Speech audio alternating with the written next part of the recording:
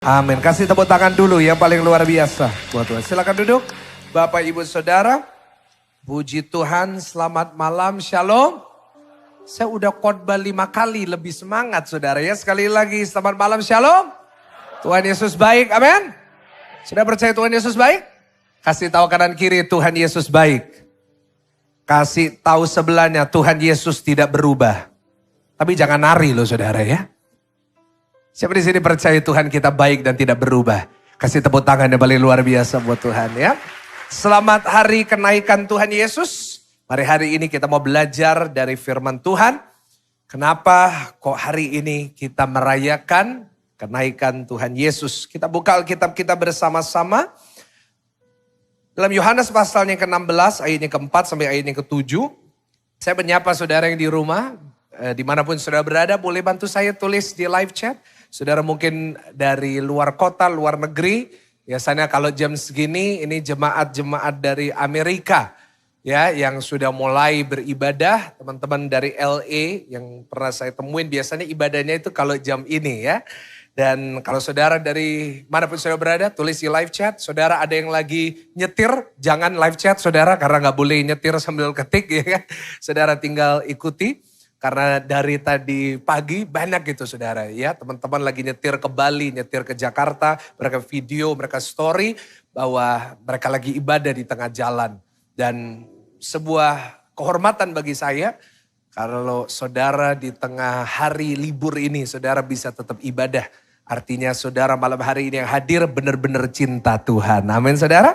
Puji Tuhan. Yohanes 16 ayat 4 sampai ayatnya yang ke-7. Saya akan bacakan 4, 5, 6. Nanti yang ke-7 kita baca bersama-sama dengan keras. Demikian firman Tuhan. Saya dulu ya. Tapi semuanya ini kukatakan kepadamu. Yesus berkata. Supaya apabila datang saatnya. Kamu ingat bahwa aku telah mengatakannya kepadamu. Hal ini tidak kukatakan kepadamu dari semula. Karena selama ini aku masih bersama-sama dengan kamu. Tetapi sekarang aku pergi kepada Dia yang telah mengutus aku. Dan tiada seorang pun di antara kamu yang bertanya kepadaku kemana engkau pergi. Tapi karena aku mengatakan hal itu kepadamu, sebab itu hatimu berduka cita. Di sini Tuhan sedang bicara kepada murid-murid bahwa nanti satu saat di mana kita tahu itu adalah di mana Tuhan Yesus harus mati dan Dia harus bangkit dan naik ke surga. Tuhan Yesus sedang memberitahukan kepada murid-murid bahwa aku akan pergi, I will go, I will be gone from here. Aku akan pergi daripada sini. Sebab itu dikatakan hati mereka berduka cita. Ayat 7 baca sama-sama dengan keras. 1, 2, 3. Namun benar yang kukatakan ini kepadamu. Perhatikan apakah adalah lebih berguna bagi kamu jika aku pergi. Sebab jikalau aku tidak pergi, penghibur itu tidak akan datang kepadamu. Tetapi jikalau aku pergi, apa? Aku akan mengutus Dia kepadamu. Yang percaya sama-sama katakan. Hari ini saya membawakan satu firman Tuhan dengan judul naik untuk sebuah alasan. Baca sama-sama dengan saya. 1, 2, 3 apa? Naik untuk sebuah alasan. Kenapa Tuhan harus naik? Pasti ada alasannya. Kenapa kok Dia harus pergi? Pasti ada alasannya. Nah saudara, sepanjang 1 minggu ini ada satu kalimat dari ayat yang barusan kita baca yang terngiang-ngiang terus di dalam pikiran saya dan hati saya. Tampilin lagi ayat 7 dikatakan apa? Ayat 7 mengatakan bahwa lebih berguna bagi kamu. Baca sama-sama, jika aku apa saudara? Lebih berguna bagi jemaat. Lebih berguna buat murid-murid. Kalau aku pergi, kalau aku naik. Dalam bahasa Inggrisnya bagus. Saya ambil dari New Living Translation. Ini jujur terjemahan favorit saya. Kalau saudara mau mulai baca Alkitab bahasa Inggris, saya rekomendasi pakai NLT, New Living Translation. Berkata, it is best for you if I live. Yang terbaik buat kita semua. Kalau Dia pergi. Atau naik ke surga. Dan kalimat ini terus saya pikirkan, saya renungkan gitu. Lebih berguna kalau Tuhan pergi. Padahal jujur kalau kita mau renungin lagi ya. Saya gak tahu dengan saudara tapi ini perenungan saya. Sebenarnya bukannya lebih berguna kalau Tuhan ada di antara kita gak sih? Iya, coba. Saya mau tanya kepada saudara, kalau hari ini Tuhan Yesus masih ada di antara kita di bumi ini. Menurut saudara Yesus berguna atau enggak? Saudara kok malu-malu malam hari ini saudara? Berguna enggak? Berguna. Jelas sangat berguna. Saya berpikir iya ya. Kalau Tuhan Yesus masih ada hari ini. Pasti dia menjadi pengkhotbah terbaik. Saya yakin kalau Tuhan Yesus masih ada di antara kita hari ini, nggak perlu Pastor Michael Gunawan yang khotbah. Setuju dengan saya? Nggak perlu Pastor Michael Gunawan, gundul tapi menawan. Saya tolak itu terus tiap hari dalam nama Tuhan Yesus. Tapi ya nggak sih kalau Tuhan Yesus masih ada, satu dunia nggak perlu pendeta banyak-banyak, tinggal satu pendetanya, Pastor Yesus Kristus. Dan saya yakin khotbahnya pasti luar biasa. Khotbahnya pastinya lebih bagus dari saya. Khotbahnya pasti penuh dengan urapan. Khotbahnya lebih bagus, brewoknya lebih tebal. Dan saya yakin semua jemaat pasti diberkati. Siap jemaat live streaming tinggal dipencet gitu. Begitu pencet thumbnailnya yang sakit sembuh. Begitu pencet thumbnailnya masalah selesai. Begitu pencet thumbnailnya utangnya langsung lunas. Lu ada yang amin saudara, amin Pak Pendeta itu. Tapi sayangnya Yesus gak ada di antara kita. Pokoknya lah bayangin kalau Yesus yang khotbah. Wah, yang WL gak perlu WL kita. Memang bagus tapi gak perlu. Yang WL malaikat. Saya yakin lompatnya lebih tinggi dari Pak Frigo. Dengan gambus, terbang saudara. Berguna gak sih kalau Tuhan ada? Berguna menurut saya. Dan saya yakin gini ya, kalau Yesus masih ada di antara kita, gak ada yang namanya pandemi.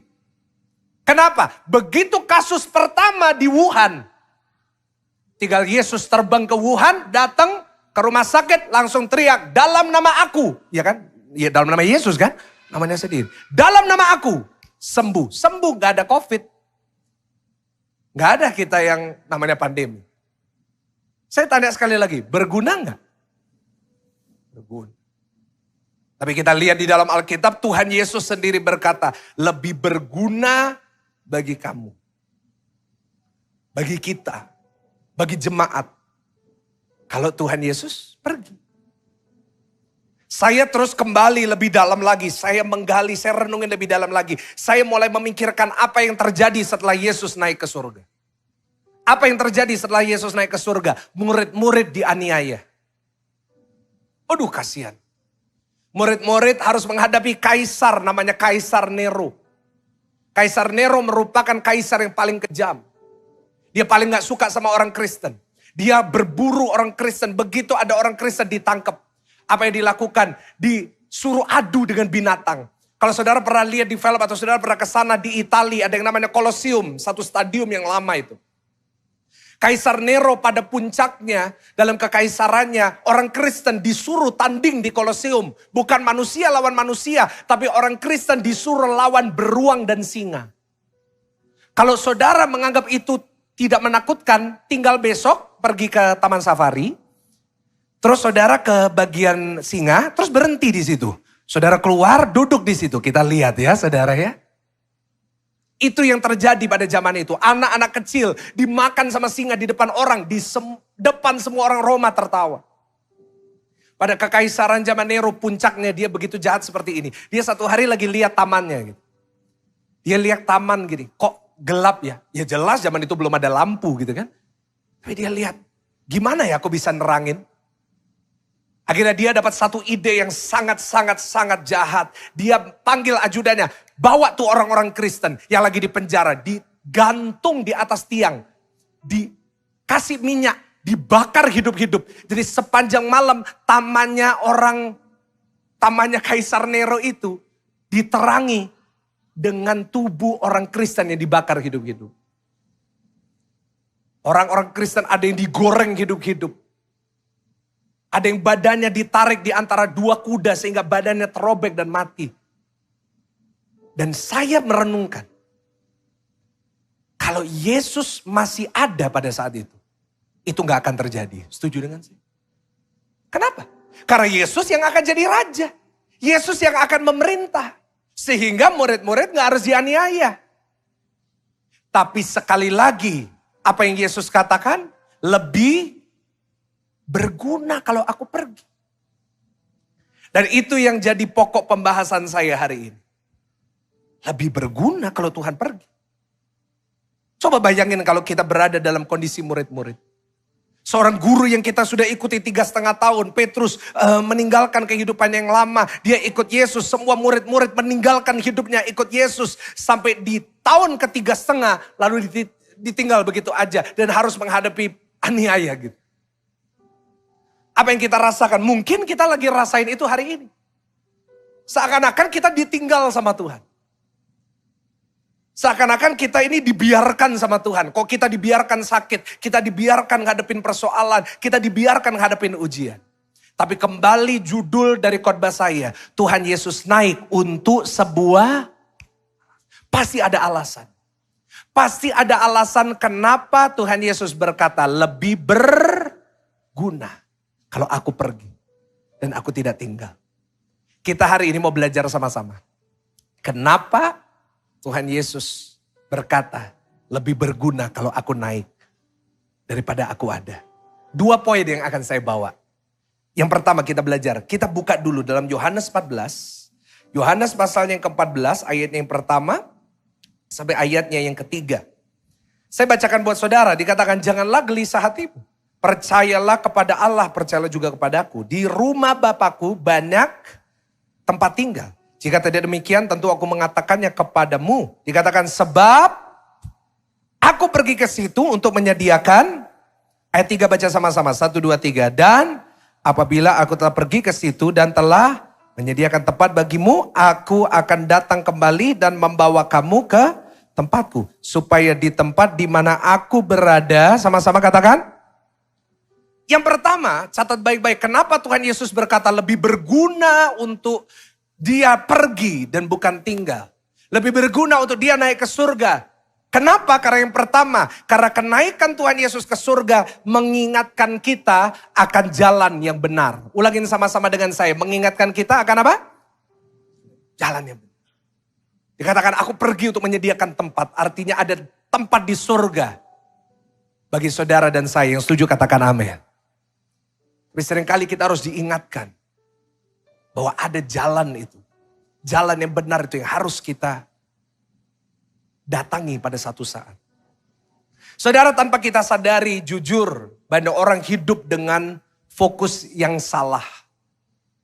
Sekarang saya mau coba bertanya kepada saudara, tolong jawab di hati saudara. Kira-kira apa fokus dari kehidupan saudara hari ini? Gak usah dijawab, jawab dalam hati. Kenapa saudara kerja keras? Kenapa saudara bekerja setiap hari gitu? Apa fokus saudara? Fokus banyak orang yang saya tahu adalah fokus hidupnya adalah supaya jadi kaya dan sukses. Ada di sini yang gak mau kaya dan sukses? Boleh angkat tangan?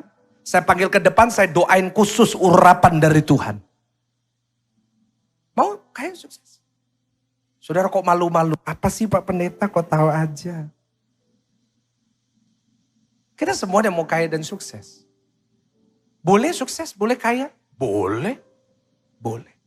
Tapi ingat, itu bukan fokus utama. Yang setuju sama-sama katakan amin. Seringkali banyak orang terlalu fokus dengan saya harus kaya, saya harus sukses, saya harus bisa beli ini, saya harus ini, saya harus ini. Sampai mereka lupa sama Tuhan. Coba senggol kanan kiri, jangan lupa sama Tuhan ya. Ada orang yang begitu sibuk cari uang, ada yang sebut banting tulang. Puter otak, hati-hati stroke loh Pak. Buat apa? Kaya, sukses. Punya uang sebanyak-banyaknya.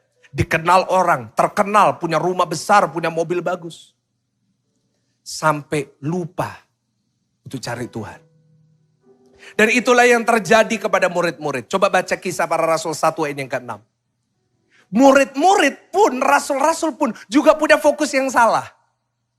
Coba perhatikan Kisah 1 ayat 7. Yesus naik Kisah 1 ayat 8, 9, 10. Tapi di ayat 6, beberapa menit sebelum Yesus naik. Coba lihat pertanyaan murid-murid kepada Yesus. Dikatakan, maka bertanyalah mereka yang berkumpul di situ. Sama-sama baca dengan saya. Apa saudara? Tuhan, maukah engkau pada masa ini? Apa saudara? Bayangin. Yesus udah mati, Yesus udah bangkit, Yesus sudah berkali-kali muncul di depan mereka. Tetapi fokus mereka tetap kerajaan bagi Israel. Kenapa mereka fokus dengan kerajaan bagi Israel? Karena mereka berpikir kalau Yesus mendirikan kerajaan, mereka jadi menteri, bos. Petrus jadi menteri pertahanan. Kenapa? Suka motong telinganya orang. Waduh, yang namanya Thomas jadi apa? Yang namanya ini jadi apa? Full. 11 rasul akan jadi petinggi-petinggi negara Israel. Mereka pikir cuan. Di depan mereka adalah Tuhan Yesus yang sudah bangkit bagi mereka. Tapi tetap di pikiran mereka, tetap fokus mereka adalah kerajaan di dunia. Padahal firman Tuhan mengajarkan kita, jangan kita hanya memikirkan yang di dunia, tapi pikirkan yang ada di atas. Itulah sebabnya kenapa Tuhan Yesus harus naik ke surga. Kenapa Yesus harus terangkat ke surga. Supaya kita ingat gitu. Bahwa fokus hidup kita bukan cuma kerajaan dunia.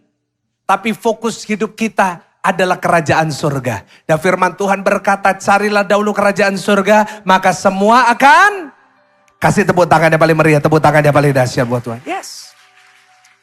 Tapi jujur banyak orang hari-hari ini gagal fokus. Senggol kanan kiri, jangan gagal fokus. Kenapa? Fokus hidupnya selalu kesuksesannya. Fokus hidupnya supaya dia kaya. Ingat Pak, Bu. Firman Tuhan hari ini mengingatkan kita bahwa kita ini manusia yang terbatas. Kita apa saudara? Firman Tuhan berkata, hidup manusia itu 70 tahun. Kalau kuat 80 tahun. Lebih daripada itu bonus.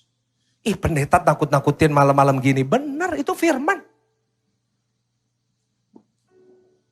Pertanyaannya, apakah kita membiarkan hari demi hari lewat, kita hanya memikirkan kerajaan di dunia dan tidak memikirkan kerajaan Allah? Hati-hati.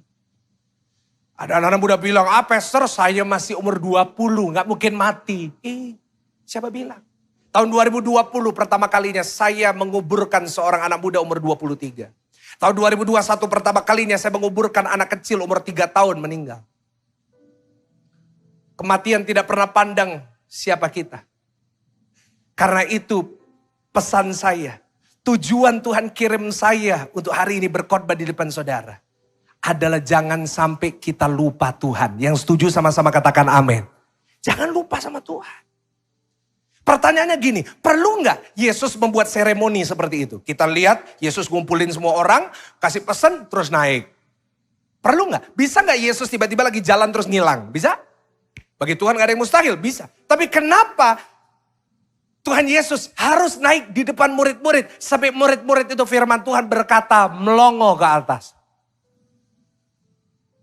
Supaya murid-murid melihat gambaran itu dan itu tertanam di dalam pikiran mereka. Supaya apa? Setiap kali mereka mau memikirkan kerajaan dunia, mereka diingatkan tentang kerajaan Allah. Tapi kadang-kadang jujur banyak orang Kristen. Hidupnya tidak pernah memikirkan kerajaan Allah. Yang dipikirin cuma kerajaan di...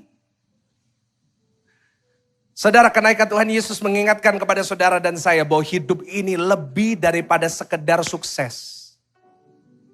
Hidup lebih daripada sekedar kaya. Yang setuju katakan amin. Lebih. Kenapa? Karena kalau kita mati, gak bisa bawa apa. Bener loh. GZS pernah diminta untuk melayani satu bapak konglomerat. Waduh, bapak ini bener-bener konglomerat. Seumur hidupnya dia gak percaya Tuhan, tapi di akhir hidupnya dia cari Tuhan. Kita layani dengan baik, diundang ke rumahnya. Katanya bapak ini cerita punya 200 kapal. Ini bukan kapal mainan loh saudara ya. Bener-bener kapal besar gitu. Bapak ini begitu masuk ke rumahnya, mobilnya itu 20-an.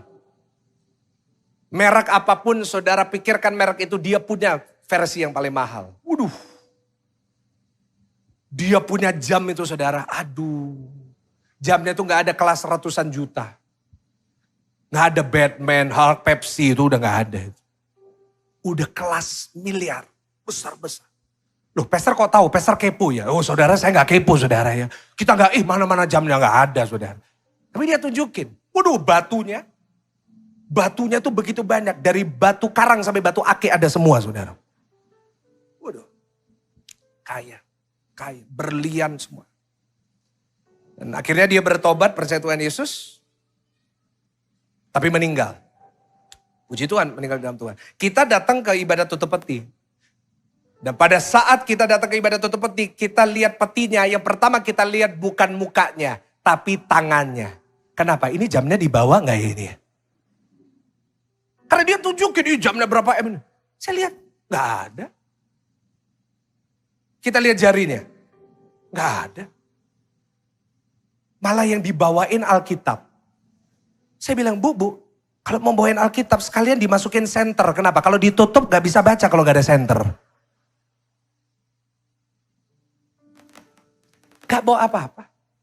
Saya lihat petinya biasa. Bukan peti Rolls Royce, gak ada. Dia seumur hidup mengumpulkan uang sebanyak itu. Pada akhirnya bisa dibawa. Yang bisa dibawa cuma imannya. Kenapa Tuhan Yesus harus naik? Untuk ngingetin kita semua. Kenapa kita perlu berkumpul malam hari ini? Kenapa kita perlu berkumpul membahas kenaikan Tuhan Yesus? Supaya kita ingat satu hari nanti kita juga harus ke sana. Satu hari nanti kita juga harus menemukan jalan yang benar itu. Kenapa perlu diingatkan? Karena manusia ini paling gampang lupa. Coba senggol kanan kiri. Ojo lalian ta. Manusia ini paling gampang lupa. Gak usah jauh-jauh. Habis ini, saudara habis dengar khotbah saya ini. Saudara turun eskalator, bau gyukaku. Udah lupa khotbah saya. Ini tadi apa ya khotbahnya? Saya mau ingatkan kepada jemaat, kenapa perlu diingatkan? Sampai Alkitab ada kitab karena suka Saya mau ingatkan ya, banyak masalah timbul dalam hidup kita kalau kita ini lupa. Banyak masalah timbul karena apa saudara? Lupa. Saya selalu pesan sama WL ya, kita punya 6 WL Tuhan. Yang Tuhan pakai luar biasa. Saya selalu ingatkan, bro, sis, Pak, Bu, kalau WL, kalau bisa jangan lupa lirik gitu. Karena kalau lupa lirik, nanti jemaat gak jadi nangis, jadinya tertawa. Karena saya pernah dengar gini, ada satu lagu. Jadikan aku Tuhan, rumah doaku. Tapi kalau salah lirik jadinya, jadikan aku Tuhan, putri sejati. Ada satu lagi. Dia telah mati, dibangkitkan, Yesus Tuhan. Kalau lupa jadinya, dia telah mati, dibangkitkan, jarum coklat. Senggol kanan kiri, ojo lali ya. Rumah tangga bisa bertengkar karena lupa. Saya lihat banyak opa-opa. Cari kacamata. Mana ya kacamata? Loh, mana? Sampai pembantu, sampai Blacky dimarahin. Nyari apa kacamata? Padahal di mana? Karena apa? Bahaya lupa itu. Orang Kristen yang suka lupa diri, bahaya.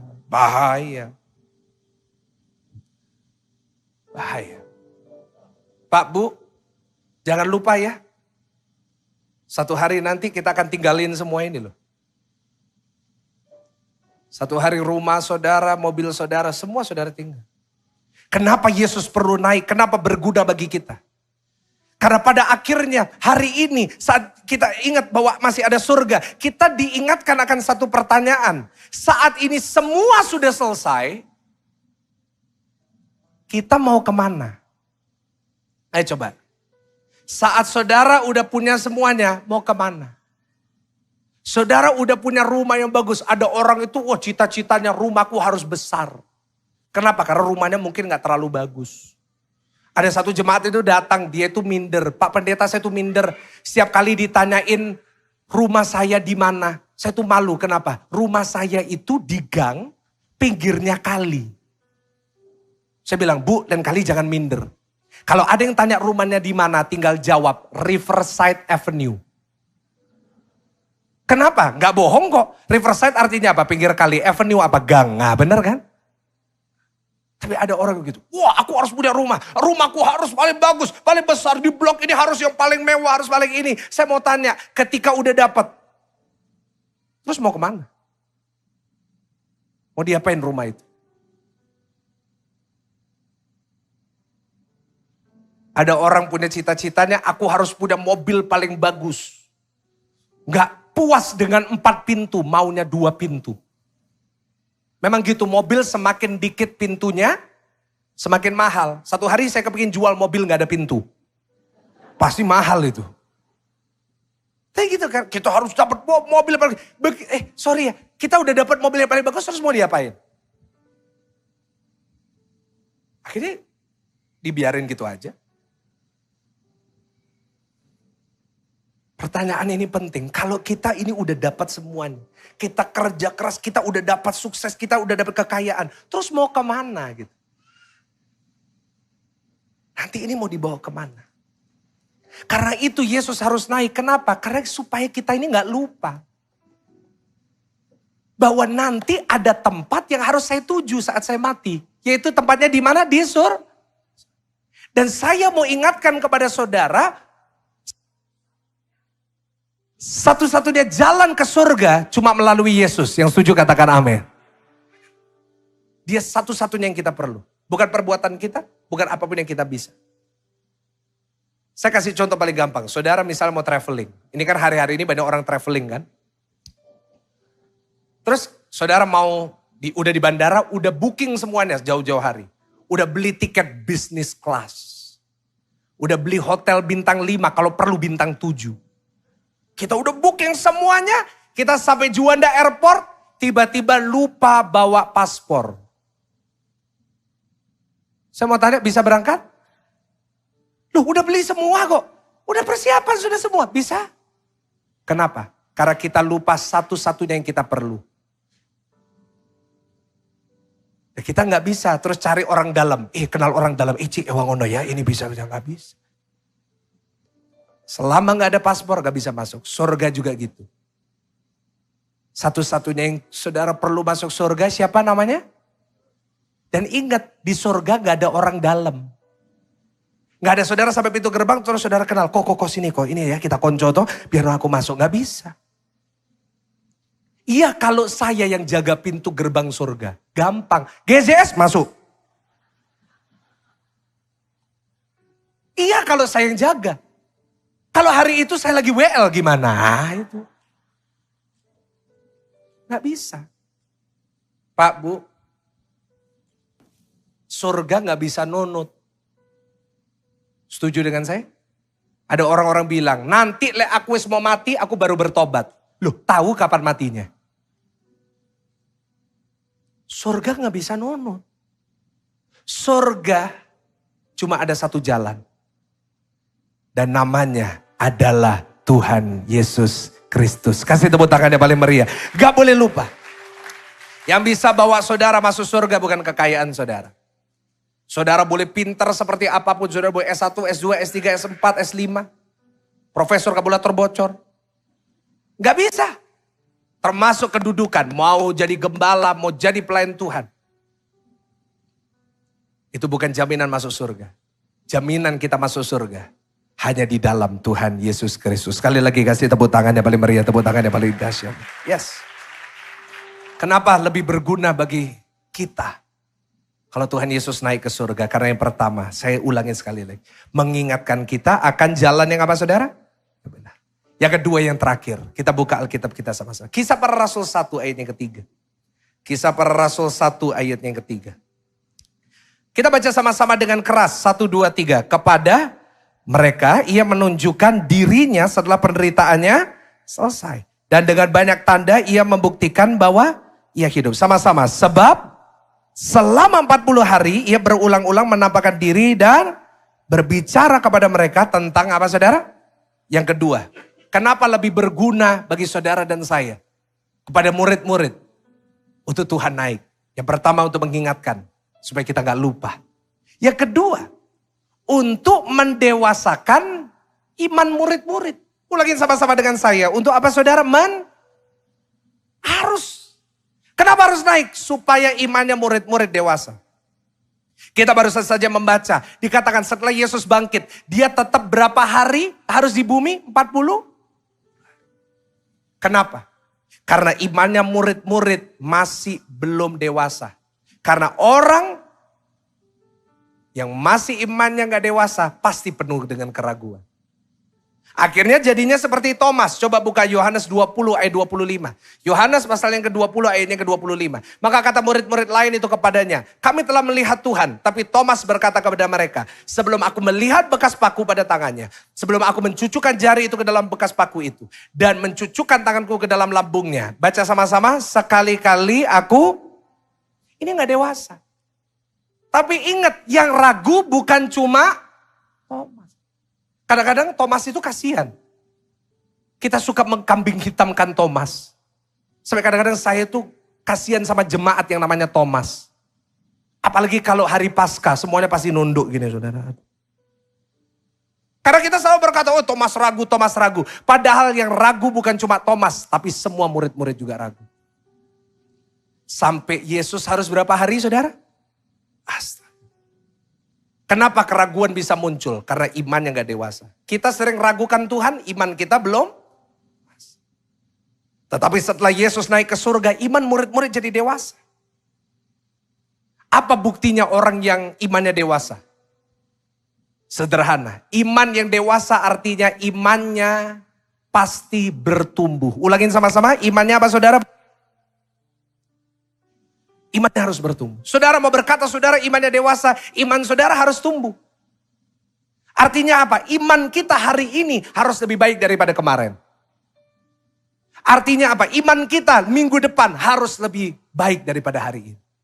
Itu yang namanya iman yang dewasa. Imannya akan terus bertumbuh, akan terus bertumbuh. Mungkin di awal-awal, oh aku gak lihat, aku gak percaya. Tapi saya catat iman yang bertumbuh itu berubah. Bertumbuh dari, oh aku lihat baru aku percaya, menjadi meskipun aku tidak melihat, aku percaya. Dan saya berdoa di tempat ini adalah orang-orang Kristen yang dewasa, yang setuju katakan amin. Saudara bisa berkata, meskipun aku tidak melihat, tapi aku percaya Tuhan sedang bekerja mendatangkan kebaikan buat aku. Yang percaya kasih tepuk tangan yang paling meriah, tepuk tangan yang paling dahsyat. Itu gunanya. Karena selama Yesus tidak naik, murid-murid akan terus jadi bayi rohani. Apa-apa?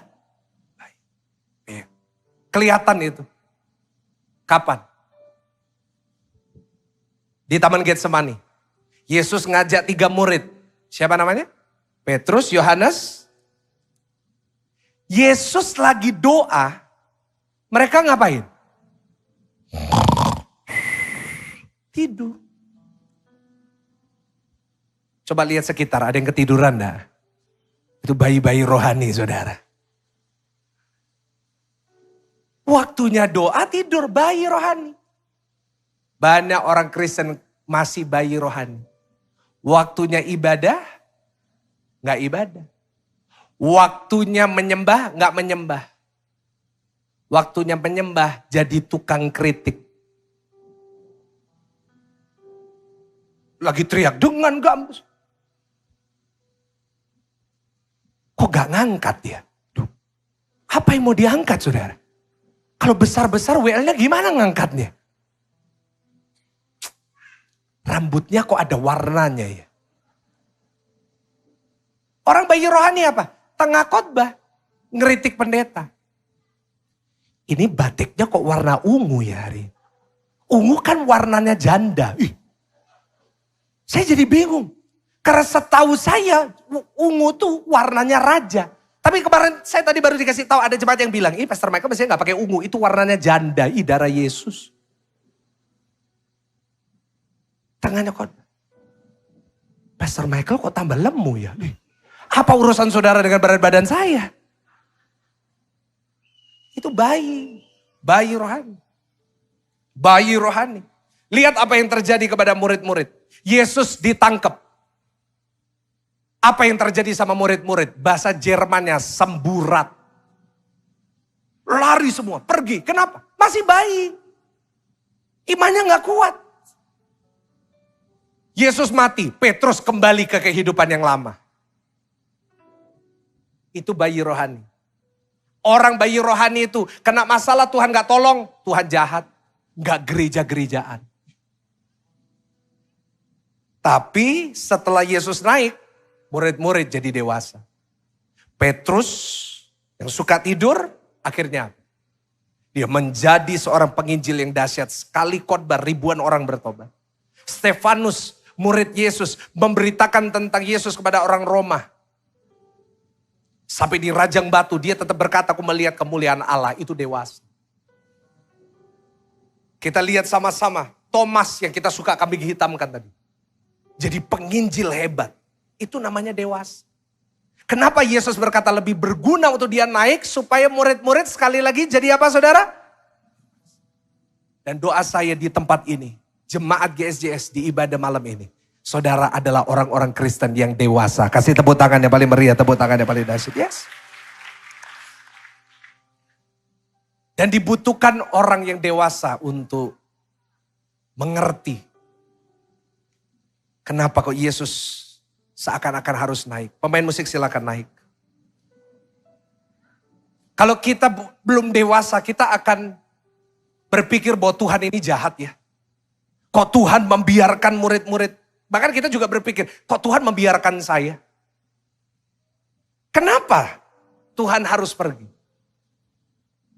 Karena Tuhan tahu, kedewasaan iman selalu lahir dari ujian. Ulangin sama-sama, kedewasaan selalu lahir dari apa saudara? Tanpa ujian, gak mungkin seseorang bisa jadi dewasa. Gak bisa. Karena itu Tuhan seakan-akan tega meninggalkan murid-murid. Yesus tahu mereka akan menghadapi ujian, tapi dia tegain. Kenapa? Karena dia benar-benar mencintai murid-murid. Saudara, saya mau katakan hanya orang yang benar-benar mencintai. Dia seringkali harus tega. Saya kasih contoh paling gampang. Saudara punya anak. Terus anak saudara hari pertama masuk sekolah. Sekarang saya tanya sama saudara, anak-anak misalnya hari pertama masuk sekolah, kira-kira seneng atau nangis? Menangis, nggak mau. Terus begitu anak saudara bilang nggak mau, saudara ngomong apa? Ya udah nggak apa-apa wis, nggak usah sekolah wis di rumah gitu. Itu namanya jahat kita. Ya gak sih? Anak saudara belajar nyetir gak bisa-bisa. Ya wis mah, aduh wis aku gak mau nyetir. Saudara ngomong apa? Ya wis gak apa-apa, tak setir dong sampai mati. Gitu. Jadi saudara sampai umur 96 gitu nyetirin. Gitu? Enggak. Belajar. Anak saudara. Hari ini banyak anak-anak ya gak apa-apa karena gak ada sekolah minggu. Jangan terganggu sama anak-anak. Anak-anak misal jatuh gitu. Anak-anak kalau jatuh reaksinya apa? Nah itu ikut ya, duet sama saya. Karena saya dulu mau jadi voice actor tapi gak jadi saudara. Terus saya mau tanya anak saudara jatuh nangis, saudara ngapain? Wis gak usah jalan lagi, tak gendong terus sampai kamu mati. Ya kalau anak ini besarnya kurus. Coba kalau 95 kilo. Kalau saudara benar-benar cinta sama dia, saudara akan membiarkan. Setuju dengan saya? Meskipun kadang-kadang gak tega. Itu gunanya Tuhan naik. Kalau kita tidak mengerti ini, kita akan bilang, Tuhan kok jahat ya? Membiarkan ujian demi ujian gitu. Tetapi Bapak, Ibu, Saudara, saudara harus tahu. Kenapa Tuhan mengizinkan? Karena saudara harus jadi dewasa. Sama-sama tepuk dada saudara, katakan saya harus jadi dewasa. Tuhan mengizinkan ujian terjadi bagi murid-murid. Kenapa? Karena yang pertama untuk memurnikan iman mereka. Kalau Tuhan Yesus tidak naik, kalau Tuhan Yesus sampai hari ini tetap ada di Israel, saya yakin nanti di Israel dijadikan kayak gunung kawi. Wah, ayo kumpulin, ayo kita bisa ketemu. Jadi gak murni iman. Tapi karena Tuhan membiarkan, Tuhan pergi,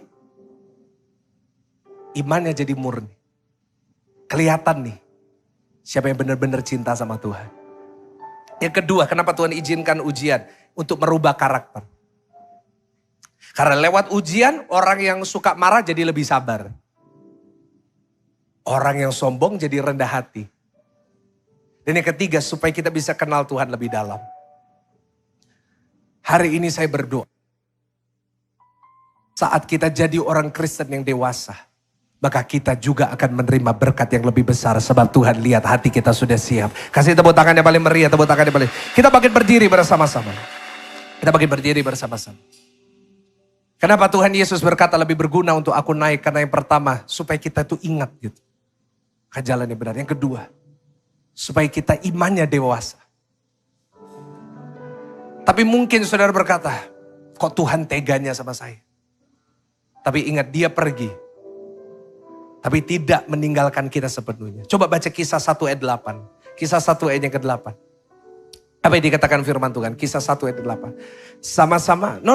Ayat 8. Sama-sama baca dengan saya. 1, 2, 3. Tetapi kamu akan menerima kuasa. Kalau apa saudara? Roh Kudus turun ke atas kamu. Dan kamu akan menjadi apa? Saksiku di Yerusalem. Dan di seluruh Yudea dan Samaria. Dan sampai, ingat. Memang Tuhan mengizinkan kita ngadepin ujian. Memang seakan-akan sepertinya kita dibiarkan. Tapi kita tidak pernah sendirian. Sama-sama tepuk dada saudara, katakan saya tidak pernah sendirian. Kenapa? Karena saat dia pergi, dia kirim penghibur Parakletos. Penolong, penghibur. Untuk menemani saudara. Sehingga saudara nggak perlu lagi merasa sendirian. Sebab itu Petrus bisa berkata dalam 1 Petrus 5 ayat 7. Ayat favorit, ayat andalan kita. Sama-sama baca dengan saya, serahkanlah. Sebab iya ya, Petrus yang ragu. Petrus yang tenggelam di tengah air waktu dia berjalan. Dia bisa berkata serahkanlah, kenapa? Karena saat seseorang menjadi dewasa, dia sadar bahwa saya boleh hadapin ujian. Saya boleh hadapin masalah. Saya boleh hadapin persoalan. Tapi aku punya penolong yang sanggup menolong aku dan memberikan kemenangan kepadaku. Kasih tepuk tangan yang paling luar biasa. Namanya Roh Kudus. Kita datang kepada Tuhan.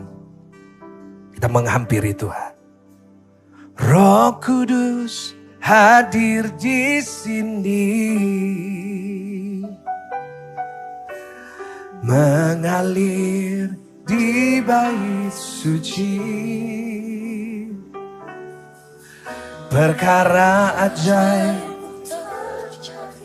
kuasa mujizat nyata. Karena Roh Allah sedang bekerja. Satu kali lagi katakan Roh Kudus. Roh Kudus hadir di sini. Amin. Dengan iman lagu ini mengalir di bait suci. Perkara ajaib pun terjadi, kuasa mujizat nyata. Karena Roh Allah sedang bekerja. Angkat tangan saudara, sama-sama katakan, tiada yang mustahil. Dan tiada yang sukar. Bila Roh ada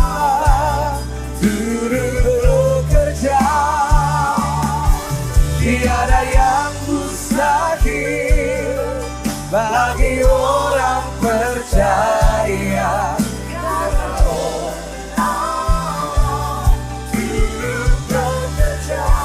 Di antara kita. Pejamkan mata saudara. Tuhan tidak pernah membiarkan kita sendiri. Kita semua masih punya Roh Kudus. Tapi seringkali mungkin saudara merasa Tuhan membiarkan.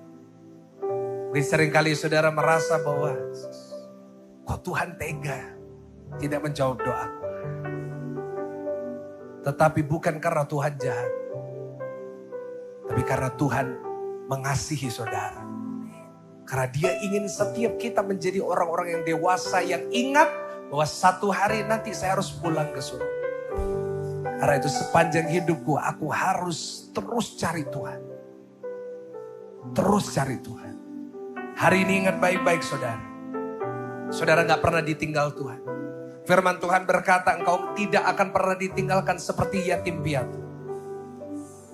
Tetapi Dia akan selalu menemani saudara. Percayalah di saat saudara perlu Tuhan tahu. Di saat saudara minta Tuhan dengar. Hari ini biarlah Roh Kudus yang menolong saudara. Roh Kudus yang memberikan kekuatan bagi saudara. Dan mari bagi kita yang hari ini perlu Roh Kudus, angkat tangan saudara. Bersama-sama dengan saya katakan, ya.